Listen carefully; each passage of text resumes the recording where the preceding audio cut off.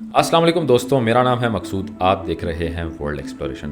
دوستوں، کیا آپ نے کبھی سوچا ہے کہ اگر کوئی شخص صرف 20 سال کی عمر میں دنیا کو فتح کرنے نکلے اور صرف 12 سال میں اس وقت کی نصف دنیا اس کے قدموں میں ہو تو وہ انسان کیسا ہوگا؟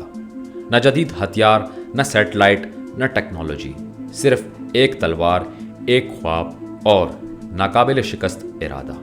یہ کہانی ہے سکندر اعظم کی، ایک ایسے نوجوان بادشاہ کی جس نے مقدونیہ سے نکل کر مصر، ایران، افغانستان اور برصغیر تک فتح کے جھنڈے گاڑ دیے.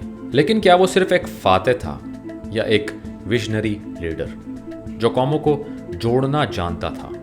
ایک ایسا کردار جس کی حکمت عملی آج بھی فوجی اکیڈمیوں میں پڑھائی جاتی ہے. آج ہم اس سفر کو دوبارہ زندہ کریں گے، ایک عظیم عالمی مہم جس نے دنیا کی تاریخ بدل دی. تیار ہو جائیں دنیا کے سب سے بڑے فاتح کے ساتھ ایک ناقابل فراموش سفر کے لیے. سکندر کا تعلق مقدونیہ سے تھا. جب اس کے والد بادشاہ فلپ دوم کو قتل کر دیا گیا تب سکندر صرف 20 سال کا تھا، لیکن اس نے ہار نہیں مانی. اپنے باپ کے بنائے ہوئے طاقتور لشکر کو ساتھ لے کر سکندر نے اپنے خوابوں کو حقیقت میں بدلنے کا آغاز کیا. اس کا سب سے بڑا خواب تھا عظمت، شہرت اور ایک ایسا نام جو ہمیشہ کے لیے یاد رکھا جائے. سکندر نے اپنے بچپن میں افلاطون کے شاگرد ارسطو سے تعلیم حاصل کی تھی، جس نے اسے فلسفہ، حکمت اور دنیا کی وسعتوں سے روشناس کروایا. اس کا آئیڈیل ایخیلس تھا جو یونانی رزمیا ایلڈ کا ہیرو تھا. سکندر بھی ویسا ہی بہادر بننا چاہتا تھا، ایسا جو دشمنوں کو زیر کرے اور دلوں میں جگہ بنائے. 334 قبل مسیح میں سکندر نے ایشیا کا رخ کیا. سب سے پہلا معرکہ دریائے گرینیکوس کے کنارے لڑا گیا، جہاں اس نے فارس کے مقامی حکمرانوں کو شکست دی. پھر وہ شامی علاقوں اور موجودہ ترکی میں آگے بڑھا. 332 قبل مسیح میں اس نے سور ٹائر کا محاصرہ کیا، جو سمندر کے بیچ ایک جزیرہ نما شہر تھا. سکندر نے ایک زمینی راستہ تعمیر کر کے اس جزیرے کو فتح کر لیا. یہ اس کی ذہانت اور ثابت قدمی کا ثبوت تھا. اسی سال وہ مصر پہنچا، جہاں اسے ایک نجات دہندہ کی حیثیت سے خوش آمدید کہا گیا. اس نے مصر میں ایک نیا شہر بسایا جسے اسکندریہ کہا گیا، جو بعد میں علم و فلسفہ کا مرکز بن گیا. 331 قبل مسیح میں سکندر کا سامنا ہوا فارسی بادشاہ دارا سوم سے. یہ جنگ گاؤگا میلہ میں لڑی گئی اور سکندر کی بہترین حکمت عملی نے دارا کے لاکھوں کے لشکر کو شکست دے دی. دارا میدان چھوڑ کر بھاگ گیا. اس کے بعد سکندر نے بابل، سوسا اور فارس کے قدیم دارالحکومت پرسپولس میں داخل ہو کر فارس کی سلطنت کا خاتمہ کیا. پرسپولس کو اس نے آگ لگا دی، کچھ کہتے ہیں بدلہ لینے کے لیے اور کچھ کہتے ہیں علامتی طور پر فارس کے اختتام کے طور پر. پھر سکندر نے وسط ایشیا کا رخ کیا. یہاں اسے شدید مزاحمت کا سامنا کرنا پڑا، خاص طور پر باکڑیا اور سغدیانہ میں. ان علاقوں میں اس نے نہ صرف جنگیں لڑی بلکہ مقامی شہزادی رخسانہ سے شادی بھی کی تاکہ اتحاد قائم رہے. سکندر صرف ایک جنگجو نہیں تھا، وہ سفارتکاری اور سیاسی تدبیر کا ماہر بھی تھا. اس کے بعد سکندر نے ہندوکش کے پہاڑوں کو عبور کیا اور برصغیر میں داخل ہوا. 326 قبل مسیح میں اس کا سامنا ہوا راجا پورس سے، جس نے موجودہ پنجاب کے علاقے میں ہائٹ سپیس جہلم کے کنارے زبردست مزاحمت کی.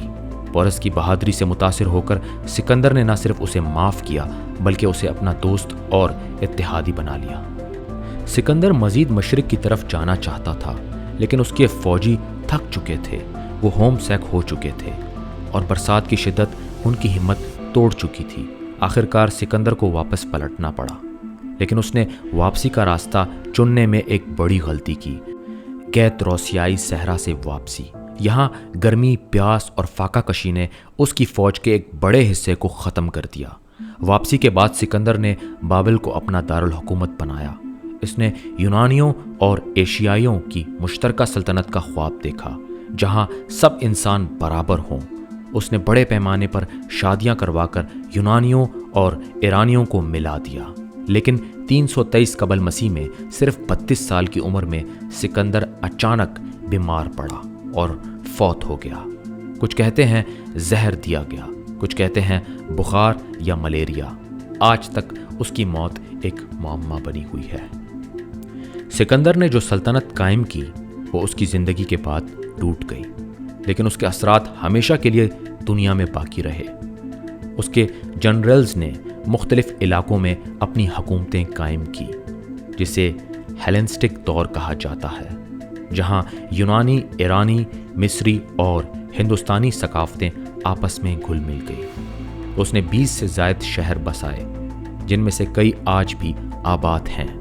उसके सफ़र ने साइंस, फ़लसफ़ा, ज़ुबान और फ़नून लतीफ़ा को एशिया तक फैलाया। जूलियस सीज़र, नेपोलियन बोनापार्ट और हिटलर जैसे लोग उसे अपना आइडियल मानते थे। सिकंदर आज़म की कहानी सिर्फ एक जंगजू की नहीं, ये एक ख्वाब देखने वाले इंसान की दास्तान है जो ज़माने से आगे सोचता था। एक ऐसा शख्स जो सिर्फ सल्तनतें फ़तह करने नहीं बल्कि दिलों में अपनी जगह बनाने निकला था। इसने दुनिया को सिर्फ फ़तह नहीं किया बल्कि तहजीबों को एक दूसरे के करीब लाया, सकाफ़तों को जोड़ा और इंसानों को सिखाया कि इल्म, अकल और शुजात जब यकजा हो जाएं तो नामुमकिन कुछ भी नहीं रहता। आज जब हम जदीद दुनिया में रहते हैं, हमें बार बार सिकंदर जैसे रहनुमाओं की याद आती है, जो न सिर्फ ताकतवर थे बल्कि विजन रखते थे, ख्वाब रखते थे और अपनी जान की कीमत पर भी उन ख्वाबों को पूरा करने निकले। सिकंदर हमें सिखाता है कि ज़िंदगी छोटी ज़रूर है, मगर अगर मकसद बुलंद हो तो उम्र का हिसाब माने नहीं रखता। सवाल ये नहीं है कि क्या आज फिर कोई सिकंदर पैदा हो सकता है, सवाल ये है कि क्या हम अपने अंदर वो जुर्रत, वो बसीरत और वो वलवला पैदा कर सकते हैं? क्या हम भी तारीख़ में वो मकाम हासिल कर सकते हैं जो सिर्फ अजीम लोगों को नसीब होता है? आपकी क्या राय है कमेंट्स में ज़रूर बताइएगा। अगर वीडियो पसंद आई हो तो लाइक करें और सब्सक्राइब करना ना भूलें। अगली वीडियो में मुलाकात होगी, तब तक के लिए अपना ख्याल रखिएगा। अल्लाह हाफ़िज़।